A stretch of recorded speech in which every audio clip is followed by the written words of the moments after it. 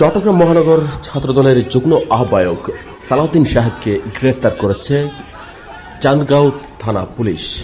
গত ৮ তারিখ নগরীর একটি পশুর হাট থেকে তাকে গ্রেফতার। গত ৯ জুন চান্দগাঁও থানা পুলিশ সালাউদ্দিন সাহেবকে আদালতে প্রেরণ করে। এই সময় সালাউদ্দিন সাহেবকে দেখতে ছুটে যান চট্টগ্রাম মহানগর বিএনপির আহ্বায়ক ডাক্তার সাদাত হোসেন। এই সময় ডাক্তার সাদাত হোসেন সালাউদ্দিন সাহেবকে গ্রেফতারের তীব্র নিন্দা এবং প্রতিবাদ জানান। এছাড়াও তার নিঃশর্ত মুক্তি দাবি করেন।